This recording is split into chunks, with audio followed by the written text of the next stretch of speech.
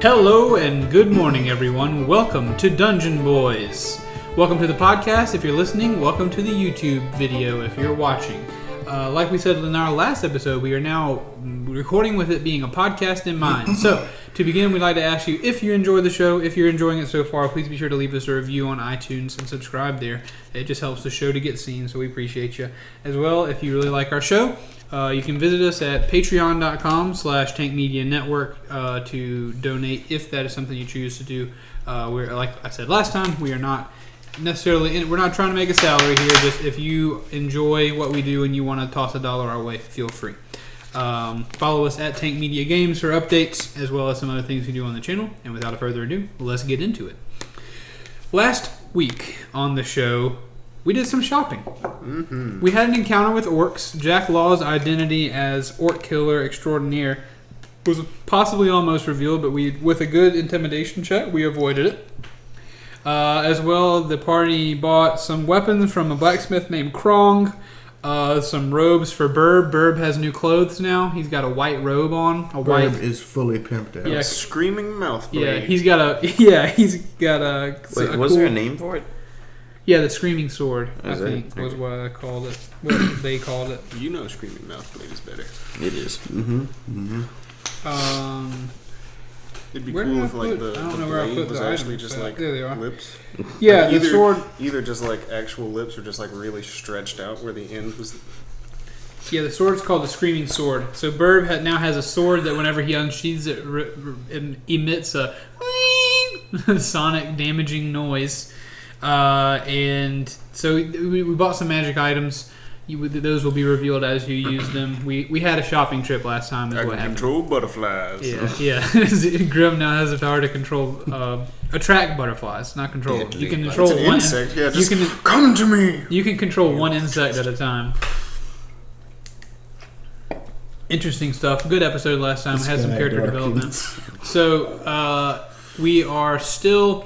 The party's current mission is to rescue a family from the Constable and wherever he's possibly keeping them.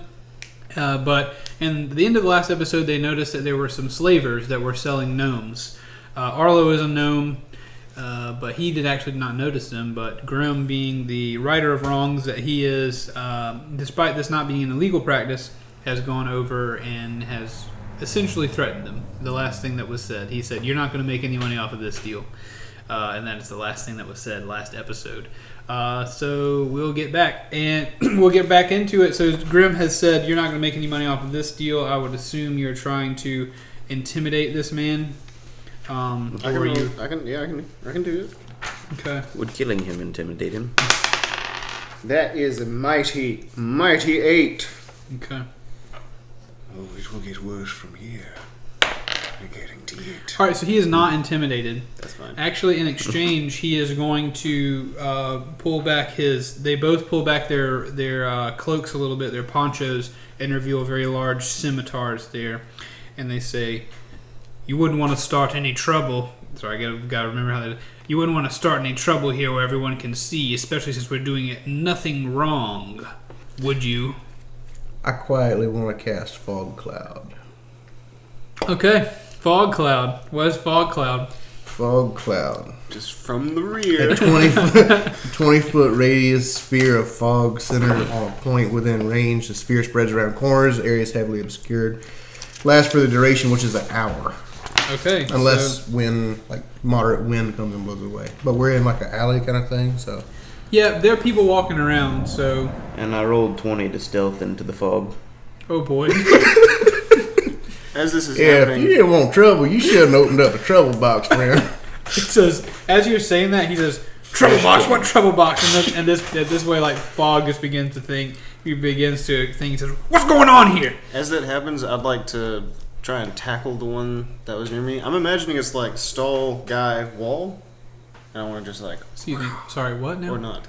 Just tell me what I wasn't picturing what you're saying as you said it. Like, there's a stall between us. Yeah, there's like a table between you, and then it's like a guy, and then there's like the wall of a building or something. Yeah, there's a wall, the back wall to the stall. I want to like just push him up against the wall, so I know where he is because I can't see through the fog. Right. So what are the detriments of the fog? Of the frog. Like it just obscures the area. Okay, so Zenas, you for range would you know where he is? I mean, yeah, he's right there unless he moved. We're like right on top of him. So what I'm doing is I'm just not wanting anybody outside of this to see what's going on. So Zenas, what you're doing is a grapple. We're going to roll initiative, and so grappling would work kind of like an attack. So we would have to give you disadvantage with the fog just because the fog is in there. And he may be able to dodge more easily with the fog, or with more difficulty. I don't know. I guess maybe it would equal out because he has difficulty dodging because of the fog. Okay, it'll just be a regular roll. But we need to roll initiative first anyway. How are the gnomes looking at this point? That's a good question. Roll insight. All of us? Just Arlo. 15. He's the one that's asking. Dang. The gnomes, as you're doing this, look more afraid and concerned than they look like they're being helped. Mm-hmm. They kind of step back from the situation, and they don't seem as uncomfortable in their chains as you would expect maybe gnomes to be. In this moment. Do I have advantage? Because we both have disadvantage from the fog, but I have advantage from stealth. You have advantage because you're obscured. I think it's like you roll perception with disadvantage, and if you succeed on that, then your advantage stealth would come in. So I think it's like we have disadvantage, but you just have regular attacks. Okay. Because it cancels out. Okay. Yeah, it does kind of cancel out. You would be stealthed, but yeah, the advantage disadvantage thing kind of has. I would say it cancels out, I guess. But he has disadvantage on me, right? Yeah. Mm-hmm. Okay. The whole thing is with the fog, everybody can't see. Yeah. What is it, light obscurity or heavy? Or just obscurity? What do you say? Is that up to Keith or is it in the spell? Heavily obscured. Heavily obscured. Oh, yeah. Yeah, so we cannot see at all. Mm. Okay. Cool. My all right, thought what's was everybody's like, we're like this far away from them. Mm-hmm. I just didn't want guards at the end of the market to be like, hey, what's going on? I'm a big fan of this move. Big fan. Really cool. Yeah, I like the thought of Jack just wading in, just. Oh yeah. And then it encompasses like Grim and a hand just. I definitely have pictured Jack like as soon as the fog thing, like a smile peeks out from underneath his mask, and like you just hear as the cleaver comes out. You just see his eyes and kind of squint into a smile. Yeah. We should mention the cleaver though, right? We should mention the giveaway. Oh, I meant to bring it. Okay. If you're listening to this, we're actually doing a just a real quick pause. Sorry to break up, but Brice is a very talented forger man. He's good at making knives. His work is very impressive. And so he made a replica cleaver of the cleaver that his character Jack Law has. It's like almost over a foot long from bottom to top. Yeah. It's a beefy I think it's boy. I think it's right at a foot long. Yeah, we're giving it away. We're giving away the cleaver to a lucky subscriber. So we don't want to, but we will. Our goal is to reach 250 subscribers on the YouTube channel. Once we do that, we are going to start the giveaway process. So if you want to have an opportunity to get that knife, you should definitely follow us on Twitter for updates with the knife. It's made, but there's still a few things to be done to it, I think, as far as engravings or whatever, if we decide to do something like that. Yeah, the winner can get their name engraved into it, as well as, I guess I'll put the Tank Media logo on it. Sure. As far as follow us on Twitter at Tank Media Games to stay updated with how that's going and what we're going to do, as well as follow us on or subscribe to us on YouTube. And I'll find a way to work in like iTunes reviews. I'm not going to say like an iTunes review gets you in the running because I think iTunes has a algorithm that weeds out reviews that go with a contest. So don't run over there, I guess, and like leave a cajillion reviews. But we'll try to work iTunes in there as well. It's an iTunes thing. Yeah, but definitely do leave us a review. But I'm not saying that'll be part of this contest. But definitely, once we get 250 subscribers, we're going to try to give this knife away. So follow us on Twitter at Tank Media Games and subscribe to us on YouTube. And you'll have done all you need to do right now to be a part of that drawing. Sorry. Back to the death cloud. Yeah, back to the death cloud. So what's everybody's initiative rolls, baby boys? 13. 13 for Grim. I got to initiate 11. I got 12. Hey. Hey! That's pretty cool. All right, so Grim, you actually will be going first. Oh, baby. Jack, you will be going second. Oh boy, this is not looking good for the slavers. Arlo, you will of course be going third. Slavers will be going next, and the gnomes will be last. Before we get into combat, Birb. What about you need to roll initiative for Burb. I was going to say, Birb, can you watch after our friends here? Yeah. Friends here. Watch. And he Burb. I just picture you say that as you do the fog. So Burb has moved over towards the gnomes there. Woohoo! Oh dang. Where you at, Burb? Dang, Burb. Burb's going first. I need to rewrite this. His eyes just turn red, and he's like 14 feet tall. Hulking wants to protect friend. Yeah. Oh, there's 2 slavers. Pulls out the sword, and it's like a lion's roar. Just shakes the building. So The fog gets dispersed. yeah, Burb has moved over, and he's standing kind of over there by the slaves, which were on the front side of the table, and the men were kind of standing on the back side, but they were kind of chained to the table. So Burb is standing over there in front of them, and he goes over to them, and he says, "Come on, friend." Kind of questioning them. He stands by them, and he puts his hand on his. He puts his hand on his sword, but before he does that, he's actually going to try to jiggle their chains and see if he can't pull the chain out off the table. So Burb sillily is going to roll a strength check. Burb fails his strength check. He as he's pulling on the chain on the table, he says, "Come on, friend! Come on, friend!" And he just can't pull the chain off the table. And while he does that, then the gnomes are silently watching him confusedly.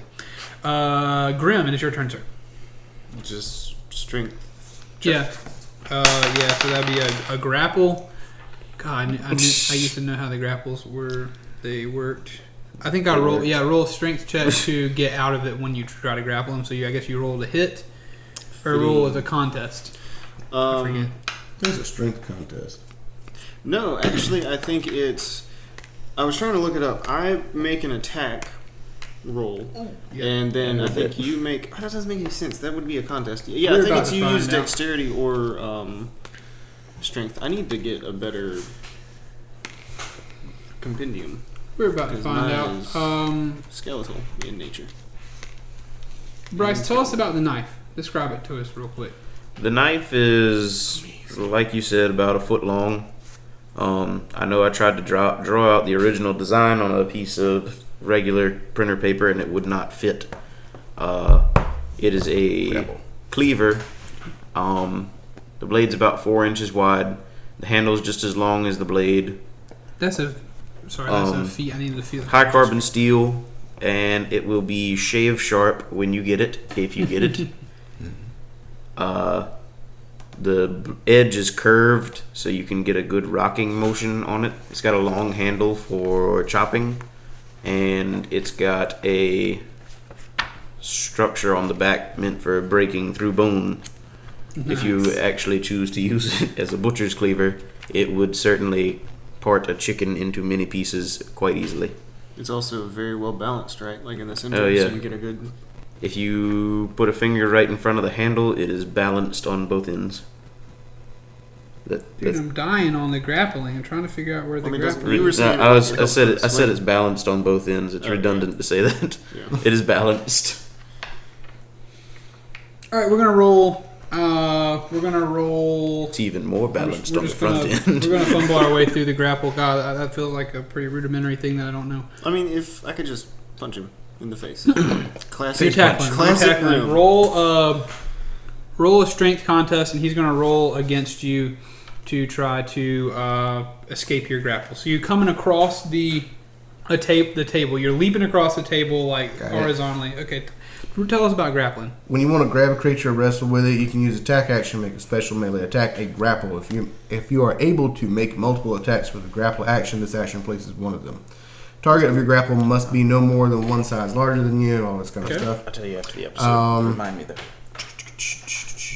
Remind something. Using at least one free hand, you try to seize the target by making a grapple check instead of an attack roll. A strength or athletics check contest by the target's strength, athletic, so we or dex acrobatics check. And I remember that. We got it. It's a strength. It's a contest. That's what was confusing me because you can use dex. So I was like dex saving throw, but it's up to the. Okay, so he's going to try to dodge rather than to break free. He's going to try to dodge out of your way. Everybody has disadvantage, so it's going to cancel itself out. To escape the grapple, it must succeed on a strength or dex check contested by your strength check. Right. Okay. So you roll strength, and I rolled strength. Mm-hmm. Right. Wow, he rolled 17 for dex. He's gonna make it. So by 2, I got a 15. So the slaver he dodges to the left. I'm assuming you're going for the one on the right. I was going. Were you? I imagine on the left. Okay, so you're going for the one on the left. He dodges to the right, and you end up in between the two slavers behind them on the wall. Very close, like you're like 2 feet away from them at this point. From either of them. Between them. I imagine if you dove like that, you might end up prone. So yes, it's not like you need a lot of movement anyway, but you probably will be like against the ground at this point. 4-foot box. So like I don't need to move. You jump really, really hard and kind of slam into the back wall and like hit the ground. So you are prone at this point, and the slavers are there between you and now your party behind the table. So this is like, it's just like this. I'm confused. Is it just a table? Is it like your ordinary lemonade stand, or is it like stalls. A booth? It's a booth. It's a stall. There's 3 walls. Okay, and there's 3 like a concrete window walls. in the front with a. Yeah, there's a way to get around the table. You can go around the table to the back to get to them. There's probably a 2-foot wide space on either side of the table, concrete table between you and them, but 3 walls that surround this table. Okay. With the table being at the front. Apologies for lack of description there. But yeah, Grim is prone in the back. The 2 slavers are there, kind of turned to look at him at this point. Quite a distraction jumping through over the concrete table, I would imagine. So Jackalaw, it's your turn. Unless Grim, you'd like to do anything else. I'm good. Well, I could actually stand up. Yeah, you could. Yeah, you could. Use your movement to stand up and dust yourself off. I stand up. Okay. Sorry about that. I'm gonna swoosh into the area. This is the best way I can think to describe it. Swoosh. A very graceful swoosh, if you will. Yeah. Hopefully. The guy that Grim just tried to attack, I'm gonna go in for him. Okay, so the leftmost one. Yeah. So in this, you're gonna kind of pass by the gnomes. And go to you're passing Birb and the gnomes, going around the left side of the table to the left man. And you are within 5 feet of him. I am, yes. So that means I do. Is it Brice? I'm gonna need you. You don't get to, advantage. You so. just get to deal your extra damage. Yeah. On your way by the gnomes, I'm gonna need you to roll a. Which one of the yours is probably a dexterity check. Okay. 12. You succeed. On your way by the gnomes, you feel one of them grab your foot and try to pull at it, but you kick through it, like you go around it. Okay. I didn't want to like stomp on his hand or anything. I know, yeah. I'm just saying, on your way by, you feel a gnome reach out, one of those gnomes in the thing, and try to grab you as if to stop you. Okay. Then yeah, I'm going in for his Mama Jamma. Okay. Going to go in with Booming Blade. Come on. No. What'd you 13. roll? 13 for the AC? Yeah. Yeah, that hits. Hey.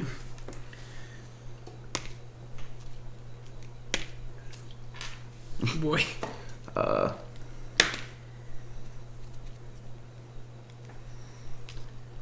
Hang on.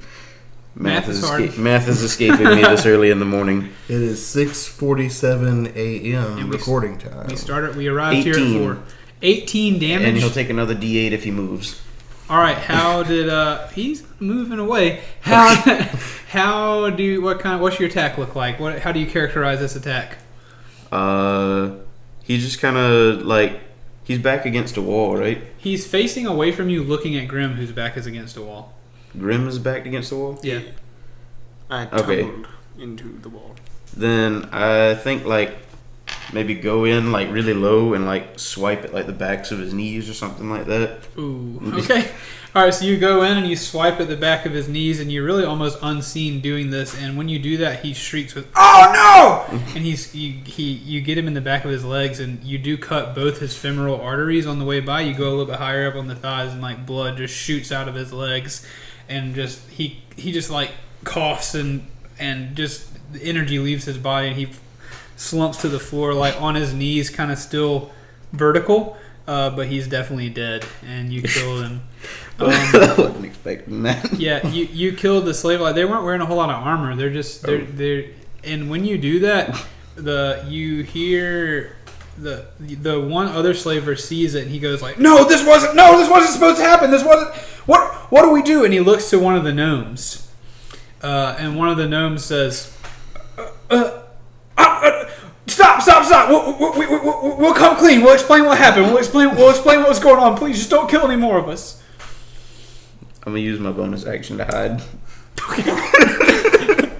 Okay. You're going under the table, by the way. Okay. Just right behind the gnome. I can see you just crouched down. All right, so I guess you have to roll stealth to hide. Do you? Yeah. Yeah. You have advantage. Yeah. Because you can do that. You can do this because you're a rogue, but you got to roll for it. Yeah. It's a 16. Yeah. You hide. That's 10 plus wisdom. Yeah. You Plus hide. prof. You hide. They can't see you anymore. You kind of. You don't have to stay under the table, but you kind of pass underneath the table if you want to go be on the other side. Pretend like I never even moved. Yeah. So they say those things, and it is now Arlo's turn. If you guys want to continue, and you guys role play however you want, talk to them or whatever. But one of the gnome closest to the action. They're lined up in threes, chained to this table on the front of the table. The gnome closest to the actions and the closest to the middle of the table is the one who spoke up and said, like, "We'll come clean. We'll tell you what happened. Or we'll tell you what we're doing." All right. If you're coming clean, you better come clean quick. Can you get rid of this fog? I can't see anything. Nope. Can you get rid of the fog? Yep. Okay. It was. We're all in it together. It's just a big scam. Okay, it's just a big scam. Nobody else has to die. We'll give you the money we have. We just none of us. We don't want to die. What scam you talking about? We're from the mainland, and we used to live in the mountains, and we're super poor. But we got this idea that maybe if we could pretend to be slaves, these guys here, I can't even remember their names right now. I'm so scared. We sell ourselves to rich people, and then whenever they're not looking, we escape and run out back to the wildwood where our camp is, and we take our stuff out there, and so we take the money, we get to spend the night in a rich person's house, and then we're back to do it again the next day. Please don't kill anybody. Please don't kill any more of us. Out of combat, essentially. That's up to Arlo at this point. I want to drop the fog. Okay, so I'll say you drop in the fog. We're out of combat. So yeah, we're out of combat at this point. Jack's just standing He's right in- where he like, was they're- when the they're fog. all three of them. You can hear Definitely you can hear the soft clinking of trembling chains at this point. Like the one slaver is just like pressed against the back of the wall, like with Grim in between him. Like his complexion is just pale white or whatever. I'm addressing the gnomes. I'm just dumbfounded. So you're special kind of stupid, aren't you? Yeah, yeah. Please let us go. Don't take us to jail. And please don't kill us. Unless Arlo's doing something else, Grim's gonna step in. Take that weak stuff down to the park. It ain't working here. What?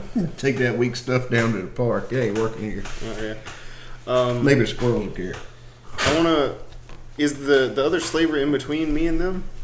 No. Oh. The picture, if we're looking into the stall, would be Arlo and Birb are facing the slaves, the gnomes, kind of to the left of the table, but in the front. You are in the center of the stall, in the back, behind the table. If you're looking out of the stall now, to your right is a dead body. To your left is the guy pressed against the wall. Okay. Are the slavers gnomes? No, they're men. Okay. I want to walk over to the gnome that was speaking and try to like grab his shirt and like pick him up. Roll strength. Come on.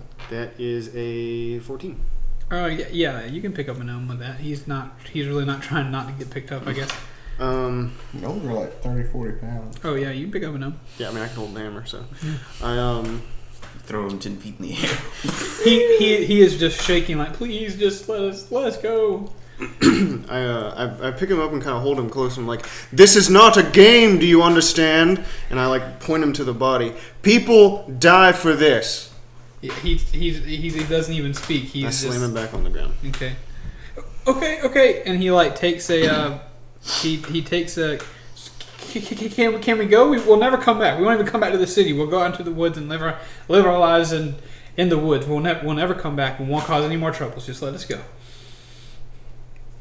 Wait a minute. What do you think, Birb? What does Birb think? Birb being a former slave, how does he feel about this situation? What do you think, Birb? Birb says, "Not mon friend." Was that a door? Yeah, it sounded like it, but I think it was just a truck stopping you going. Could be. Yeah, Birb says, "Not come on, friend." That means you're lucky today. Yeah, y'all. Translation of Birb is up to y'all. Birb is our boomhauer, isn't he? Yeah. The gnome kind of reaches into his pocket of the kind of tattered clothing he's wearing, and he pulls out a key to his shackles, and he just like slowly, while he's staring at you, unlocks it, and then he like is slowly unlocking the rest of them, and then he like motions to the slaver in the back, and he says, "Charles, grab your brother, and we'll take care of this later. Wait, we're leaving." And before you leave, you said you'd give us the coin you earned underhandedly. It's under the table. So am I. I thought you went. I thought you went under and came back out. Oh, well then, yeah, I'll just reach Just under hear and some grab. rummaging. Oh, so it is. Yeah, so they're stepping backwards, and they say, "So we're free to go." And the guy behind the thing kind of inches past you, Grim, and like tips what now you is revealed to be his brother over, and picks him up in his arms, the body of his brother, and like carries him away, and like he's crying and he's upset, obviously, and like with the utmost fear, like walks out of the stall and behind the gnomes that are backing away slowly. Well, that just happened. They round the corner. Did we do a good thing or a bad thing? I had honestly hoped not to kill them, unless push came to shove.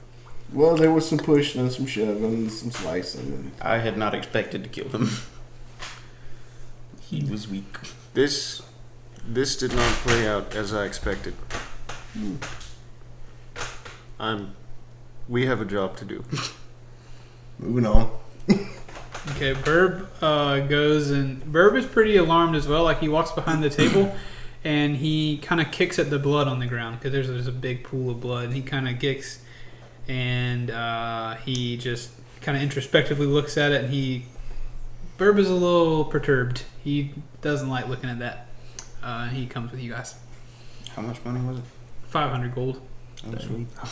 They had sold one. Sorry, 300 gold. Yeah. I said 300 last time. Yeah, 300. 300 gold's in there. 1 2/3. So, made some money off of the exchange, at least. Dun, da, da. Some dirty cops. Yay, kinda. I'm just kidding. Grim doesn't take the money. Okay, cool. Well, yeah, I'm good. I don't need it. Jack's got it in his hand. Yeah. He's- Let me just You got if you enough were, money. Yeah, if you were passing it out, Grim does not take it. You also stole my money. I gave I didn't all my steal your money. I offered it back. And you said no. All right. What now? Onward to the place where the thing happened. Yeah. Yep. To Was it constables. Constabulary Or area? did he give us a location where they were taken from? He doesn't even know if they are taken, but he felt that if they were anywhere, the constable would be keeping them like near or around a possible dungeon in his manor or something like that. So, how does this work out? Because we're here to investigate some stuff, but the constable is with law enforcement, and doesn't he outrank us? The constable is like the name for the kind of the governor of the whole city. Oh. So he's not necessarily law enforcement. But he is a member of the government. He is and you are working for a government agency. So yeah, he would technically outrank you. He would outrank anybody in the city. Yeah, constable is like law enforcement. So Yeah. I was like, wait a It's minute. actually kind of low on the thing because they're the guys that just kind of walk around and poop a doop about. That's his title in this world. Okay. Constabulatory. Okay, so we're going to scope it out. Yes, Arlo, I believe that's best. The constable does like to throw a good party every now and then. Well, I say good. That's sarcasm. Sarcasm. Yeah. I don't know if Corgus mentioned that, but yeah, I don't know if y'all got the rundown. I would know. Yeah, Grim does know that on a nightly basis there are rather wild rich people parties at the constable's manor. I prefer to steer clear of such things, but that could be a good distraction. I'll go. What say you, Jack? I'll follow along. Excellent. Okay, so where are y'all headed? What are you doing? I guess we need to. Do we need to see if we can get an invite to the party, or what are we? Yeah, I mean, y'all got to figure out the plan. Yeah. We can go get some of those beautification robes. We could. I don't want to hurt nobody.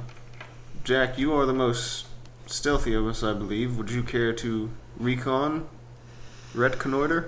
as they say? You also smell pretty. I do. Yeah, I could try that. I mean, it's up to you. Yes, I'd be willing to. Other than that, we just either buy robes, or if anything, we have to wait until night if we're going to infiltrate during a party. Indeed. So, yes, let's go with your plan. Cool. I will do my best to I will do so stealthily. Should anything happen, I will try to escape.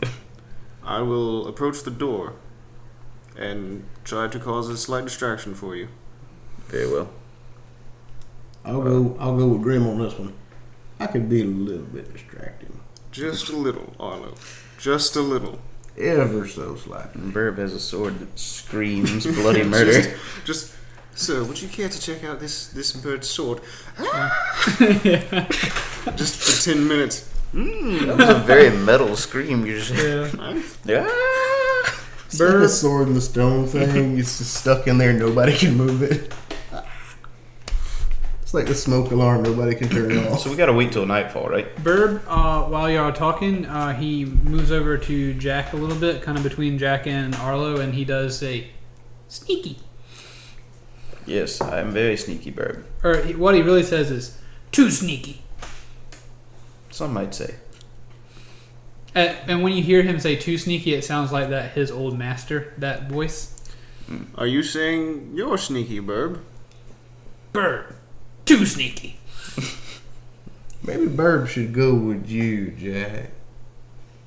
I see no Come issue on, with friend. Somebody's got to watch you back. that. Sounds good to me, Burb. Will you be my backup on this? Bird, come on, friend. I love Bird. Well, what time is it? Like, It's probably midday at this point, probably lunchtime. okay. After all your shopping escapades and stuff. Okay. Are y'all? Did you say you were going for the robes or? First, we were going to try to be sneaky, I think. Okay. I believe so. Yeah, sneak. And then go So for as the far robes. as the plan is concerned, Because if I go in and somebody spots me, I have a mask anyway. yeah, So Jack Law is going to go sneak in, but at the same time during a party. No. Not during. So now. Yeah, we're going now. Okay. Now. oh, I thought we were waiting for the party too. Okay. No. Yeah, that was the plan was to go now, and you recon the area and relay any information, any pertinent information back Okay. to us. So we're looking for the missing people. Yeah. I suppose I should clarify my plan just a bit. I would like you to go into the manor now and see if perhaps, because Corgus, yes. Corgus mentioned that perhaps the constable had a dungeon. Jack waves from the window. Okay. So yes, if perhaps you can find the entrance to it, and if you are so bold as to go down there, if such a thing exists, then maybe we could just knock this out in a day and go home. Indeed. Or Well, to the next mission. let us set your plan into motion then. Indeed. Okay, so you guys kind of go back to the I guess inner circle of the city, and you're looking out into the constable's manor out there. Between you and the manor is a large stone wall, and in the center of that wall is a gate, and there are 3 city guards standing at that gate. And you also know that there is a gate into the manor on the east and west side of the wall as well. Regan smash. Nobody What? gets that What reference. now? I think it's the thing in like Family Guy. Ronald Reagan's like, he's Oh, old yeah. and senile. He's just like punching at the brick walls of a McDonald's, thinking it's the Berlin Wall. Oh yeah. So he's like, Mr. Gorbachev, tear down this wall. Reagan smash. I feel like Family Guy would be a better show, in my opinion, if they took out all the stuff in between the interesting references and cutaways. flashbacks. Yeah. Like, get rid of Peter and just let me have the other stuff. Anyway, you're in there. You're at the thing looking. You're in this. The city is still hustling and bustling. There's still life. There are people moving around the square, and you guys are looking at the constable's manor, standing there 4 deep. Cool. Bird is now kind of in tow with Jack. He's kind of right there by Jack, like he's partnered up with him. Hi. Where are the guards? The guards are at the gate. Inside, outside? They are. There's one inside. No, there are 3 that are outside. They're outside the gate. There's like a little guard shack, and the gate is closed. We're trying to cause a distraction. Is that Arlo or Josh? Not towards the gate. I'm going to go around the wall. Y'all have this discussion as characters, my friends. I'm going to go around the perimeter. You That is for the best, I believe. start your distraction here and make it last as long as you can. And alright, I'm gonna go around and I rolled a 16 for perception. I have thieves' cant. I'm looking for any signs or symbols that maybe if anyone else has ever tried to break into this rich manor, if they have found any weak points in the perimeter. Cool. So as you, I guess you're kind of walking the block, checking it out. We'll deal with what y'all do as a distraction. You and Birb are kind of walking the block. You stick out a little bit with your kind of black, because you wear black, or do you not? And, Yeah. and Birb is just this little like black feathered bird person with a white robe on. So you can stick out a little bit, but you're kind of you're making it. And you walk around, and on the right side, the eastern side of the wall, you don't see any symbols for the thieves' cant thing. And as you kind of approach and look on the front wall, the wall that faces the inner circle, you don't see anything. But you do see a symbol. You do see just kind of like a marker. It doesn't have a word. It's just the thieves' cant, like a kind of like a look here, kind of like a marker on a tree on a hiking trail. On the left side, it's very small, and it's in one of the stone blocks that is just around the corner on the left, on the left side or the western wall of the gate around the manor. So if you're on the wall that faces the inner circle, you're walking down that, you're about to make a right to go down the left side of the thing. Right after you make that turn, you can see a little symbol on that wall. So it's like right on the corner. Mm-hmm. Yeah, and it's actually the symbol is it actually is a word. It's a word for up. Okay. Does it stick out? Does it look like a good handhold to climb over the wall? And yeah, there are a few irregularities in that stone that look like maybe you could climb over the wall right there. I'm gonna attempt to climb it. Okay. There are people around. There are a lot of people around, possibly to see you. So we probably should deal with the distraction. Okay. So you're prepared to climb. I assume you're waiting for the distraction as the 7. So Well, in that case, I'm gonna kind of just walk past it. Sure, yeah, I saw it. I picture you're casually just waiting. I'm not going to say like, oh, when we get back, you were just standing there doing nothing while I was talking to the other players, so you got noticed. I'm with you. So Grim and Arlo, you are standing there at the gate. Also on each, real quick, on the east and west walls, there are also more guard stations with guards. I imagine we're like 20 feet back, just kind of staring at it. Grim's just...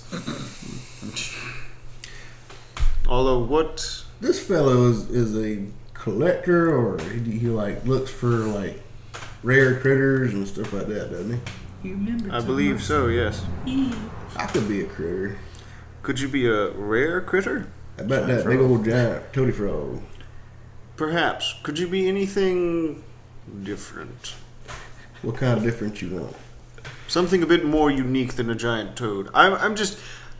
The giant toad thing is pretty interesting, yes, but if he's a collector of rare creatures, I'm not certain that a giant toad is going to be high on his list of priorities. Might be if it's sitting in the middle of his front yard on a big party.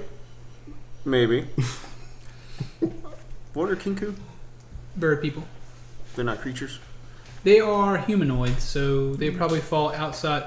They kind of live in that ether between. Gotcha. I guess again, this is kind of like subject to how you want to play them in any general world.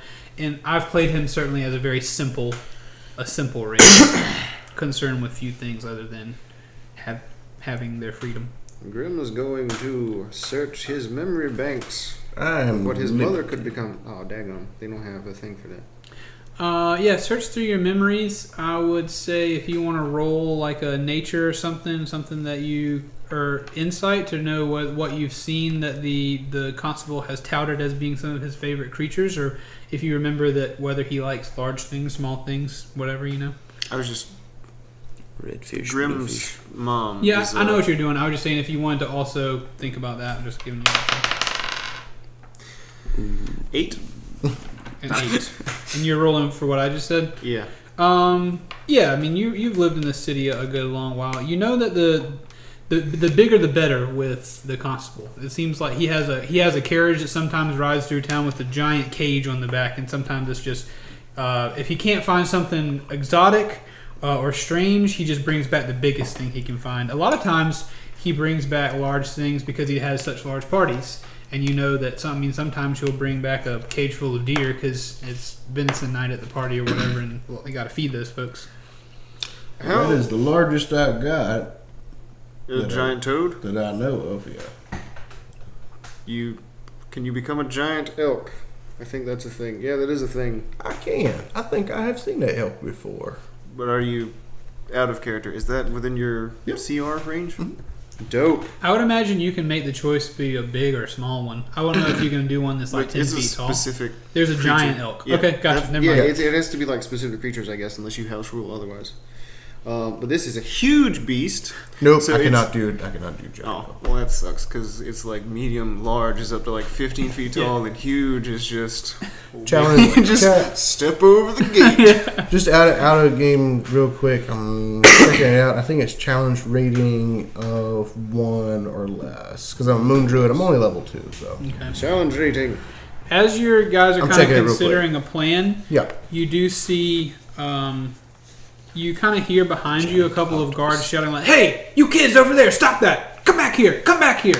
And you can see these kids, they're kind of like street urchin looking kids, kicking what looks to be kind of a soccer ball, like a ball through the streets into the inner square. And they're kind of giving these guards kind of a chase, a run for their money. Not the guards you're looking at, they're stoic. They're like Queen's guards at Buckingham Palace with the big furry hats. They don't actually have hats, but they're stoic and they're not moving. But these other guards are like chasing these kids down, and they're like having fun, kicking the ball off the walls and bouncing around and juggling and playing keep away with these guards. And they kind of run. They're running kind of towards you and adjacent, like not right directly towards you, but they're coming into your space. I would I lean down to Arlo. Can you become a giant octopus? Think on that. I'm going to speak to the children. I'm going to think on that, but it's a water creature. I can't Oh, do you water can't creatures do right now. Arlo says, "What did you say?" It's a water creature. That's a water critter. I think a giant toad will be sufficient. Fine then. Yeah. Be a buzz kid. No, I'm kidding. Yeah, that's fine. Yeah, and a toad is stretching it because a toad is like a land critter, but he can swim. Amphibious. Yeah. So And the kids by this time they're just running around. They don't pay you any mind, and they're kicking the ball, and the guards are still chasing at them to stop. yeah, and a giant toad is like 10 feet tall. So That'll work. it's a big old toady frog. We just jump over the thing. Yeah. Very well. Giant toad it is then. I am going to try to bribe these children to cause a distraction alongside our You do your thing. own thing. Then I call out to the children. Okay. Children, come hither. Arlo is trying to sneak a little bit closer toward the middle of the thing. As you do that, and as Grim, you call them, and the guards notice you, and they notice your badge, and they identify you as an investigative department guy, and says, "This seems a little bit below your pay grade, but we'll let you deal with it. We got to get back to our post. We've been chasing them all around the Green District. They found their way up here to the Inner Circle. Deal with this. We got to head back. We're away from the post." And so they turn around, they leave, and the kids are standing there before you. And because they were kind of close to you, and they stop the ball, and they're a little bit more intimidated by you, and they say, "Hi, mister. I crouch down. Hello, child. What's your name? My name's Kim." Kim. Well, nice to meet you, Kim. My name is Thaddeus. Yeah, it's a little girl. She's like a little girl. Sorry, yeah, little girl, pigtails, and kind of tattered clothing. Looks kind of like a street urchin, little girl. But she looks like you saw. She's got some skills with the soccer ball. How many are there? Children? 3. Sure. Three children? Kids. Is the ball within reach? Yeah. I pick it up. Okay. She tries to roll it away from your hand whenever you go to pick it up. So let's do like a dex contest. Ooh, baby, I got a 9. I got a 19.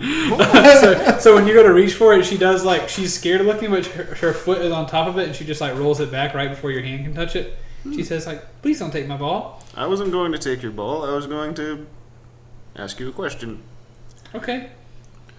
Grim is suddenly realizing how creepy that is. And then whenever she has 2 little boys with her, and they lean close and they say, or one of them says, "Be careful."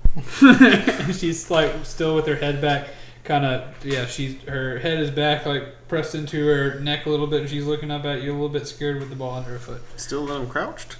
You're still taller than her crouched. Okay. She's short. I noticed you playing with the ball, and the guards didn't seem to like that. How would you like to earn some money doing what you enjoy? Her eyes go wide. Her eyes get really wide. She says, "You give me money to kick this ball at a guard?" Yes, that is what I'm asking. She's really excited. She's she looks at the both, and both of the boys are nodding or whatever, and she says, "How much?" "I'll give you 5 gold apiece." 5 gold apiece! She's very alarmed at this price. She's very happy about it. She says, "Of course. How many cards would you like us to kick?"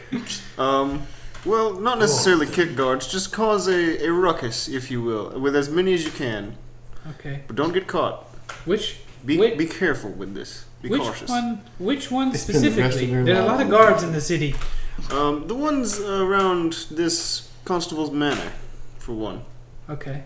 And only that. Just those. All right. We'll try. We'll try. Yeah. Things. We don't want to get hurt or anything. Yeah. This is not more important than your well-being. Okay. Yeah. I'll try. We'll try to cause some problems. We're good at that. Yeah. Okay. So she takes the ball and they're the 3 kids huddle up and they're whispering, forming a plan. Okay. I give them. Once they're done, I'm pulling out the gold while they're doing this. Okay. And they reach their hands out. And I give it to them. Nice. They take the gold. They're very happy. They put it in their pockets. Thank you, Kim. Have fun. Okay. Thank you, mister. They're very grateful. And she gives you a bow, curtsy thing with the ball. Keeps it under her foot. I try. I mimic as best I can. Okay. Not a curtsy, but a. I'm with you. Well couched. Okay, so they're making their plans real quick. If you're going back over to Arlo. I'd be doing that. Okay. Yeah, go ahead. Have you collected me on some far-flung expedition? Yes. Okay then. Perhaps I have got away from your constraint. For podcast listeners, Arlo is winking. Yeah. Wink. That's as good of an idea as yes. Very good. Stop winking. Yes, that works.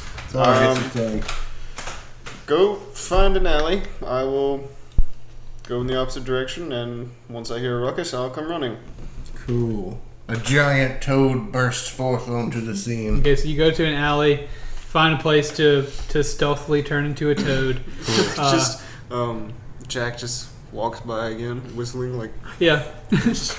I picture this as happening very much the same time where he's making his slow rounds. It was a joke, mostly. So, Arlo, you are now a giant frog in an alleyway. The kids are still making their plans a little bit. That is a large truck. Yeah, it was turning. Or a space shuttle. Yeah, this is why you ought to go to patreon.com/tankmedianetwork. The more you're willing to give to us, the possibility we can at least soundproof this ball. Just the one though. We'll have a guy with a bazooka waiting for the trucks to go by. Shameless Patreon plug. Anyway, so you are now in an alley as a frog. Cool. I want to make my way to the front yard. What do you look? You got big green spots. Yeah, just big, crazy looking giant toady frog of large proportions. Okay, giant toady frog. And do you hop or do you like walk? Oh, I'm hopping. Okay. I'm hopping. The ground is shaking. Yeah. Just Grim. So I make my way to the front yard and just do that look like the frog thing where it's like as the shakes the windows. I feel like I'm on this back corner and he went into an alleyway over here and I just see him like hop past back to the front. Yeah. And my eyebrows just kind of go up, but then you see like the crow's feet in the corner and my eyes crinkle as I smile. Yeah. At it again, I see. Jack's into it. Birb says, "I'm on, friend." I can see Birb just shaking his head. Come on. That truck was moving. There goes Doc Brown and the DeLorean. Anyway, the ground begins to shake as you come down this alleyway and onto a main street and then hopping down towards the inner circle. The ground shakes a little bit. The kids are there with their ball, still making their plans, but the ball is just sitting there and then the ball like bounces one time a little bit and they like look and they're like, whoa. It's like a Jurassic Park thing. And as they see that, they do look to you, Grim. The little girl, Kim, she looks to you and she like, with her eyes wide open, and she like nods back to the toad or whatever. Like, and okay, so you give her a nod. For our listeners at home, Grim, yeah, I nod. Yeah, Grim nods back to her. Nods grimly. Like, okay, so they actually do. They begin like kicking the ball, and they're kicking around in front of the guards, and they're not seeming to get much attention from the guards. But they do run down each side as the toad comes in. As the giant Arlo toad hops into the middle of the town square, everyone notices this. Everything stops in the inner circle, and all of the people in the square or the circle are looking at you, and they're stopped, and their mouths are agape. And like they live in a world where these things exist, but never has a giant toad jumped into the middle of the city. Over there, they exist over there. And the guards are trying to stay stoic, but they can't do it. We're here. I'll do. Is there like a fountain in the town square or whatever? Yeah, there's a fountain. Oh, I'm going for the fountain. Toad. You're not gonna. I don't know if you'll fit in this fountain. Yeah, you probably fit in the fountain. I'm a toad. I don't know these things. Right. I'm just trying to be a distractful toad. Just covers the whole fountain. They're strong, but they're not that mentally strong to hold against the toad. So that they say, like, you see the guards nudge each other, and they go to approach the toad with their spears pointing at you, like inching closer, like they're very concerned with you. But the guards on the sides don't really notice that until the kids go down there and they kick the ball towards the guards, and they're kicking around. They say, "Hey guards, there's a giant toad in the inner circle." And the guards are like, "What, kids?" And they say, "Yeah, follow us." And the guards kind of poke their heads around. They look and they see the giant toad, and so now you have 9 guards staring at you, Arlo, as a giant toad. So scene begin now that it's set. Cool. And once the kids do that and get the guards to come there, they kind of give Grim a look, and they like pat their pockets and they run off. He gives him like a little thumbs up down at his thigh. Cool, secret thumbs up. Awesome. Yeah, they run off. Thumbs up. And then he just runs toward the thing. Okay. All right. So Grim is running towards Arlo, the giant frog. Is the gate open now? The gate is not open. The gate is still shut. They came from they were on your side of the gate, so they're just moving closer to it. Okay. Arlo was trying to wedge his massive body into this tiny little fountain. Yeah, so you're backing up and pressing yourself into the fountain, and the fountain, it kind of bubbles up from the bottom some, but it stopped bubbling. So now there's water coming up from around your bottom and stuff, and coming out of and there's water coming out of the fountain onto the ground in this inner circle, and people are just backing away, but also they're not leaving. They want to see what happens. As I get to the gate, I scream, "Walter Froggins, no!" I could just kind of see this giant toad sitting there, just kind of cut his eyes sideways like you just did. Ribbit. So whenever you yell that, the guard that was closest to the front and was at seemed to be in charge at the front gate, turns and says, "Walter who?" Froggins. He's my toad. Giant toad, as you can see, clearly, but still. This is your toad. It is. What? Well, I'm gonna need more explanation, sir. I found this toad on an expedition many, many moons ago. I tried my hand at gambling with him. Didn't work. So I decided I didn't have much use for him because he's massive, as you can see. So I thought perhaps a collector would be interested. A collector?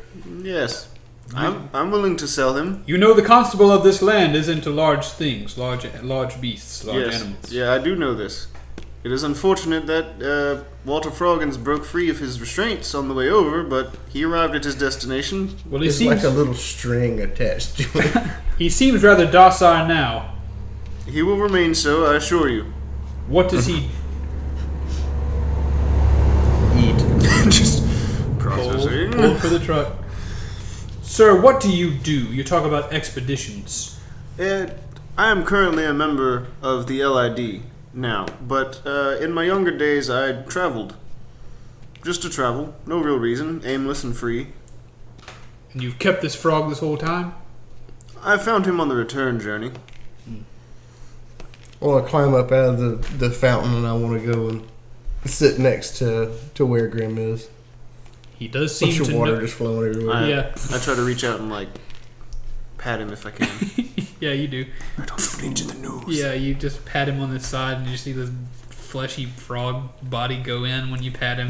When he gets out of the fountain, you hear the of him sucking out of the fountain and water splashing onto the thing, and you hear dum dum. Going over there, and he says, "He does seem to know you. Where have you been keeping it? How did he get to the middle of the city?" Strange thing. I keep him in my house most days. Because it's just easier to keep him there instead of a cage. I have not yet had time to purchase one. Escape through the sewer. But, no. But, I decided I could no longer keep him as he has grown, as I said, quite massive. So I decided I would try and sell him, or trade him, or set him free. Obviously not here in the town. That was unfortunate, but... You want to sell him? Yes. To the constable? If he is interested. I don't know. All right. So as you're doing this, you're having this conversation, Jack Law. We're going to cut over to you as the distraction has been made. As you're walking back around this corner to where you saw the thieves' can't symbol, you saw the guards from that side of the wall run past you into the around. So now there's nobody looking at you. You are completely not concealed, but not with anyone in anyone's sight. All right. Birb, care to be the first over the wall? He just said, he says, oh yeah, when you put out your hand, he says, hop. Yeah. I put out my hands with my fingers laced together. Yep. Ready to hoist. Okay, so let's roll. Birb is going to roll an acrobatics check. Can you flap a little bit? Yeah, he's going to roll acrobatics check with advantage because of your help, certainly. Acrobatics would be dex, right? So he rolls a 14, which I'm going to say is plenty to... He hops up onto the wall, which is not very thick. Kind of hops up and does a thing where he puts his left hand on the wall and pushes his legs over and then falls on the other side, and you hear the sound of him falling into some leaves and kind of a bushy area. You kind of hear him hit the foliage. Okay. I'm gonna climb up after him. Okay, roll. This will be athletics since you're not jumping. What? It wouldn't be acrobatics. It would technically have been athletics either way, because acrobatics is like rolls and somersaults, not jumping. Oh, okay. Well, Burb is good at this, so just do athletics, I guess, instead of the climb. I thought it'd be acrobatics too. Roll advantage because of the area on the thieves' can't thing that they let 20. you see. Okay, there you go. So you climb with ease quickly, and you hop over the wall, and you see immediately that this part of the wall there's a very tall bush in the corner of this wall, in the corner of the outer rim of the courtyard, and you fall right behind the bush, and you and Burb are perfectly concealed behind this bush. Able to kind of look through and peer and surveil the yard from here. Alright. I rolled a 17 for stealth and a 16 for perception. Alright, so you are stealthy. Let me make sure you're stealthy. Looking for a window. You are definitely stealthy. And what you see from behind the bush is probably... it's a good amount of distance from you. Not quite 100 yards, maybe 75 or... we'll call it 200 feet between you and the front door of the manor, which is in the center of this grassy area. Between you and the manor is actually a pond, a little picturesque pond where there's some ducks floating and there's a little bridge across it, kind of just a picturesque thing. And it's on the left side of the path that leads from the front door of the manor out the gate to the front, to the inner courtyard. So based on the way you map this out, there's a path going from where Arlo and Grim are directly into the front of the manor. On the left side of that path is this pond that kind of takes up that left quadrant, lower left quadrant if you're looking at it head on. And in the lower right quadrant, across the path from you, would be you see a stable, several horses, a couple of stable boys are out there, and you can see that there are stables, and there's a lot of hay stacked up in there for the horses and stuff to eat. And that is really the big, there's some trees in the courtyard, plenty of places for you to kind of slink and hide around, and there are 2 patrols of 2 guards that kind of walk clockwise around the grounds that are searching, and you see those guys as well. Are there any windows nearby? There are certainly windows on the front of the manor, if that's what you're looking for. Am I at the front? I thought I was around like the back kind of left corner or something like that.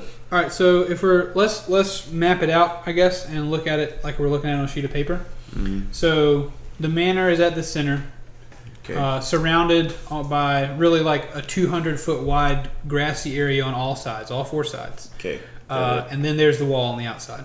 Yeah. So imagine the corner of that bottom left area where you climbed over. You are right in that corner. So wait, this is the entrance? Yep. This is where I am? Mm-hmm. Oh, okay.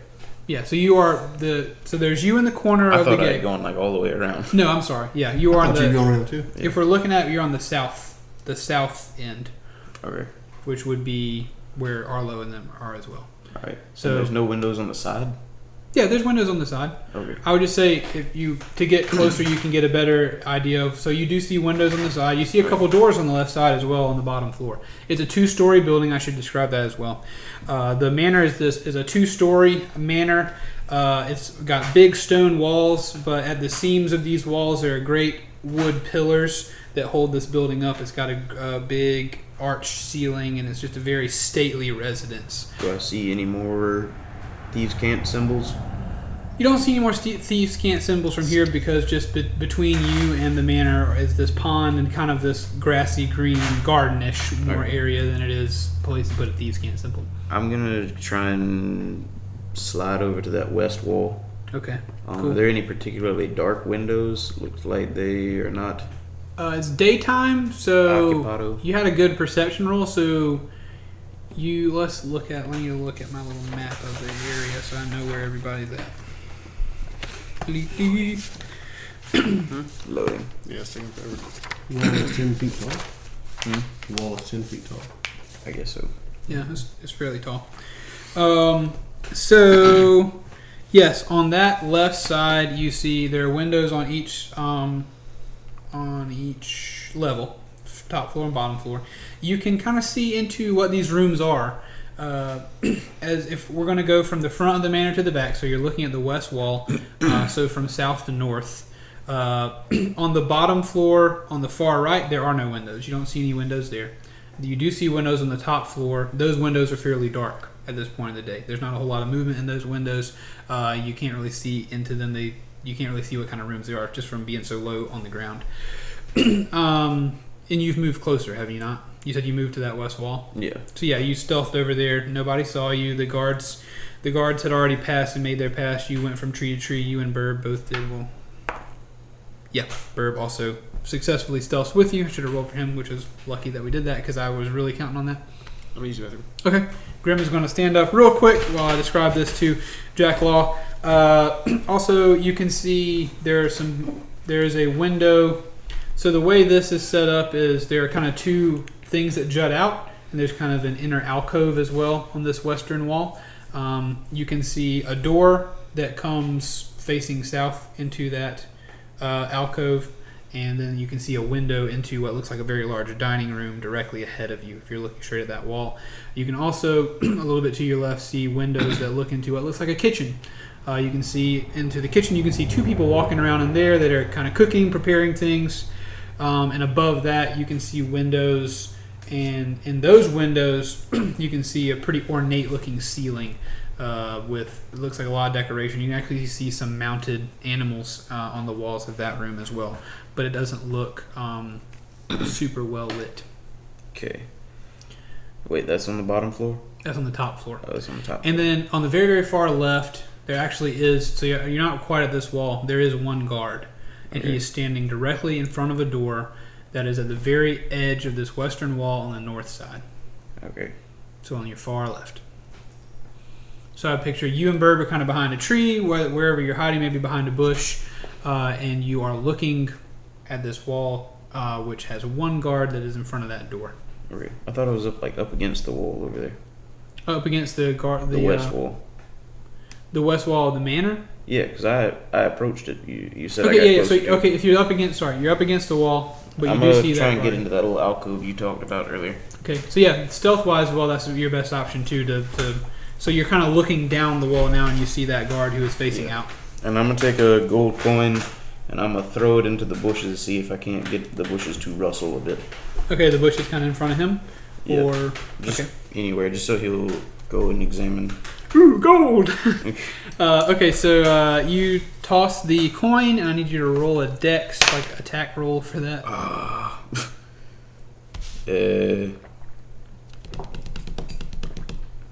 7.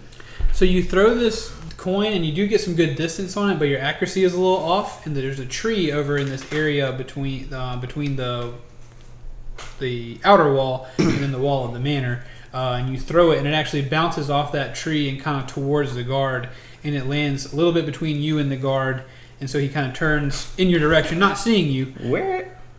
What are we struggling with? All right, so this is the wall that we're All right, up against. here, I'll show you my picture. You're here in this little alcove. Yep. The guard's up here. Yeah, and I'm throwing the coin way that way against the wall that we jumped over. Right. And I was just saying, based on your dexterity roll, throwing it that way, you hit a tree in this area, and it kind of bounced back towards this way. Okay. 200 yards? How did you get a It's not 200 yards. Feet. 200 feet. Yeah, you didn't. Yeah, imagine the wall of the 7? wall of the I outer rolled a place. 3. Oh. The wall of the outer. All right, we'll just go with. Yeah. Okay. So Then I'm gonna try and open the door. Then. sorry, I'll let me finish with the coin. So you drop the coin. It falls over there. He walks over there and says, he's very confused. He looks around, but also has a gold coin. So he picks it up and puts it in his pocket, and then walks back to his post at the door. Gotcha. Then I'm gonna try the door that I'm right at. Okay, yeah. So there's a door that seems to go, yes, directly ahead of you. That door is unlocked. Okay, I'm gonna enter. Okay, so the room that you enter in looks to be a bathroom. You are in a room that you go in, and you see a wall directly ahead of you. Once you go in, turn to the right, there's like a line of sinks as well as places for people like stalls to go in and do their business. And you can hear through. So you go in, you make a right to the left. Now that you're looking, which again, this opening would be to the north. You can hear the bustle of a kitchen. You can hear the clang of the knives and the chopping of vegetables and things like that. You can hear people calling to themselves like, "Oh, I can need another piece of meat to chop up or whatever." You can hear people talking like they're in the kitchen. Gotcha. There's also a door. Yeah. Sorry, I'm sorry. I forget about this door. So you went in to the north. If you're now looking east, there's a door to the east that looks like it heads out of this room as well. All right. Can I just peek out of that door? Sure. Now that you're inside the building, I'll probably have to ask you to roll stealth again. I figure like that one big area, your stealth roll would apply to the outside, but now that you're inside, there's some more challenges. So roll stealth again for me. Can I roll with advantage since I'm alone in the bathroom? I mean, yeah, there's not a lot of people around, so sure, I guess so, yeah. Okay, then yeah, I made it. What was 25. your original roll? 10. That still would have done it. Oh. Yeah, your original roll was it. Yeah, so you're quiet, you're in the bathroom. That we lowered the difficulty class rather than raising you to advantage. Yeah, you can peek out of that door. That door is also unlocked. This is the bathroom. They don't lock the doors to the bathroom. So you peek out, and what you see is this grand dining room. You see a great table that's set with fine furnishings. You see big paintings on the wall. A lot of exotic beast heads are mounted on the wall in here. And you can also see in this room as well, there are kind of two guards that are walking around patrolling the area. Okay. Where are the guards? The guards are kind of just making their... one of them, across the room that you can see as well, you can see two doors that lead into kind of a living room. Not doors that open, but just archways that kind of lead into a living room on the other side. Between those two doors is one guard standing against that wall. The other guard... Facing into the room that I Facing into the dining room, yes. Okay. As well, there is a guard on your side of the great dining room table kind of pacing up and down. I leave. Okay, you shut that door? Yep. Okay. And I leave the bathroom as well. Alright, you going into the kitchen or out the door? Out the door. Outside? Is there a door from the bathroom to the kitchen? Mm-hmm. Yeah. How many doors are in there? There's a door that you came in, going up. Yeah. When you turn right, there was kind of an archway door situation that you kind of quickly passed by without anybody noticing you. In the bathroom? Yeah, that goes into the kitchen. Okay. Nice bathroom. Alright. Yeah, it's kind of a medieval setup. It's not like a super private thing. It's not like you're pooping in the kitchen or anything. Alright. So, can I take a peek into the kitchen then? Yeah, you peek in, you see two cooks in there. They're going at it. They're both on a central table. There's the cabinets that kind of go around the top edges of this room. There are windows by some sinks that look out into the place where you were just outside, looking to the west. In the center, there's a big cutting board table area where they are both facing each other, cutting stuff on that cutting board. Facing me or facing away? They're facing each other. The table goes north to south, and they are facing east and west. Okay. So they're like I'm facing them. They're facing this way. Mm-hmm. Okay. Correct. It's like they're perpendicular. They are a horizontal line, and you are a vertical line looking. Gotcha.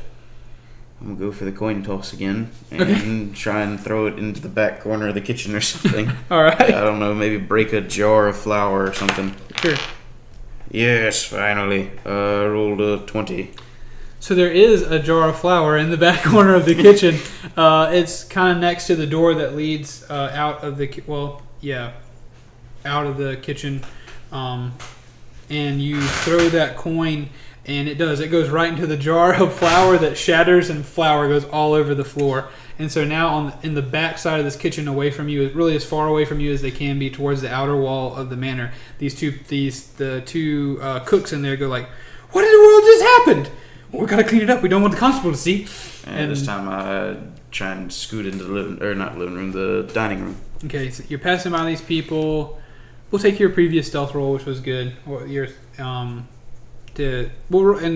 you did that with advantage. So we'll take that advantage roll for this one now that you have done the flour. So you do pass by them, and there is a door going out of the kitchen to the right into this dining room as well. Okay. There were no other doors in the kitchen? There's a door that leads back outside out of that west wall. Right where the guard was? Yeah, in Okay. that area. Okay. Where's Birb? Burb is kind of following along with him. Yeah. He had a good stealth roll when he came inside. Burb is following along with him. He's good at being quiet. He's not making any noise. Yeah. Alright, so dining room, what's it look like? Or perception? That was the same dining room you were looking at earlier. Is the same one. This is all in the same wall. This room is very long. Alright. So the kitchen also opens up into that dining room. So you still see that same guard as well as the other one pacing. Okay, so But there are now, and you're very close to the stairs that lead up. There's a big. I didn't hear stairs. Yeah, I didn't mention the stairs last time because you're kind of peeking out this door. But now that you can see the whole room, you see the great big golden chandeliers. There's a balcony that goes all the way around this dining room in the top, and directly across from the door that you're looking out of now it's a staircase that goes up and around. Kind of there's two sections of the staircase, one on the west, one on the east side, that go towards the north and curve up to a big landing on the top, and you're very close to that staircase now. And the guard is currently on the south end of the hallway, turning around. Okay, so he's not facing towards me? That guard is not facing towards you, no. There is the guard on the eastern wall that's kind of looking back towards the area where you are. He doesn't look super attentive. Like, there's not a whole lot of people that end up breaking in or out of this room. So but should I just re-stealth and try? I was gonna go back to them. I'll let you kind of formulate your plan as you're doing your recon, and we'll go back to the inner circle for Arlo and Grim to deal with their thing. And the guard says, "I don't know. Something doesn't quite add up here." What can I do to prove what I'm saying? How can I prove this to you? I don't know. I just think you can understand my trepidation when a giant frog hops into the inner marketplace of our city. Certainly. But have you asked where I live? No. In the inner marketplace, my man. So, you live here? Yes. You have a house big enough to keep this frog in? I said that earlier, yes. Oh, That's yours. this is very... It's not a very big house. That's one of the reasons why I want to get rid of him. So you're saying the frog is too large for your home. Yes. I mentioned this. What to do. I start hopping off in the direction of the constable. Oh, you're hopping towards the manor? Well, as you can see, he obviously wants to stay here too. That's where I was saying I was going to start with. I don't know how I ended up in the market, but You're not sorry. It's not in the marketplace. We're in the inner circle. I'm sorry. Okay. We're in that fountain. I misspoke. got it. Near that fountain. So yeah, you're towards the. I'm at the gate. You're Cool. Huh? You said the gates weren't open. Yeah, the gates are not open. So correct. we're at the gate. You're at the gate. You're right in front of the gate in that area. But there was a pond I noticed inside earlier, so Okay, yeah. So you're hopping that way. I'm hopping the wall. And as you do that, as you're hopping that way, the guard says, "Whoa, hold on here, You can't just hop the wall. Get your frog." I'm over the wall. All right, I need you to roll some sort of, athletics frog check to hop over the wall. I have a 10-foot jump. What are we... Hold on now. The fountain is outside the wall? The 'Cause fountain. that was the original thing. Like, he was inside the wall. He jumped over the wall. I don't remember anybody that's saying what we he said. jumped over the wall. Oh, we were in like an That's- alley, and then I said I was going to make my way towards like the front yard of the thing, and then somehow I ended up in like the market or center square or something. Then why would I wouldn't go up to the gate. I would go up to the frog. That's the thing. Yeah. He was inside that first wall. I said that. This whole scene for me took place in a fountain in the center of the city square, Nope. outside the gate. Nope. I mentioned him jumping over the gate. He talked about him being inside the gate. All right, we're retconning. That's where it took place. I'm And wanting that's- to get inside the Yeah, gate. you're hopping over the. Okay. Then All right. that's not much of a distraction, though. I just want to point that out. If we're All right, I'm making the house call here. That's where the thing took place. Wasn't clear to me. It took place in the fountain. All the guards were not looking at the inside. Jacklaw was able to go across the thing. okay, It went well. He was able to climb in. So now, Arlo, you are hopping over the wall. Over the wall. Over the wall. The guards are very concerned. They are running towards the gate. I know, but it's just This is how it's going to be. No, I we know, can't it's go back. just We're a- making a show here. no, it's just a funny thing. Like fountain with the toad. I'm over here. Like No. wait, no. You're. I know. I know. I know. I got it. We're on the same page. We're you're good. over the wall, and you're heading towards the pond. You've hopped over the wall. The guards are swinging the gate open, trying to figure out what's going on with this frog, and they're yelling back to you, yelling you to come get your frog. I'm running with them. Okay, I so you're am all together. in that pond. So you just take a big splash into the pond. Giant splash. All the guards are now surrounded this pond. They've all come here, and Well, I mean, there you go. He seems happy. I can't. It'll be near impossible to get him out of here now. If a frog could give a thumbs up.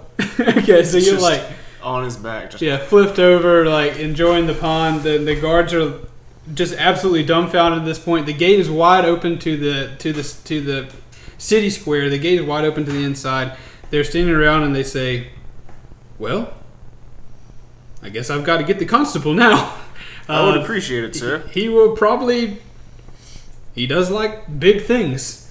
So, men, back to your posts, but keep an eye on this frog, I guess. And all the men kind of harumph and they get ready to. They put their spears back on their back and they kind of warily and very interested, but also concerned, make their way back to the gates, and they kind of shut their gates. Grim, you're inside the gate next to Arlo the frog. The gates are shut. You are inside, and the guard walks into the manor and shuts the door. And he says, as he does that, he says, very confusedly, "Wait here." As he as he opens the door and closes it. And that is going to be where... Arlo's got the look of, I dare you to get me out of this pond. Okay. I dare you. Alright, so Arlo is in a pond. Grim is near him as his frog handler. And Jack is inside the manor. Recon stealthing still unnoticed. And that is where we will end the show. Thank you so much for watching. Thank you so much for listening. We appreciate it. If you would consider subscribing to the podcast, leaving us a review, or subscribing to our channel and leaving us a comment here on YouTube. Wherever it is you're enjoying this show, we thank you for watching, and we love you very much.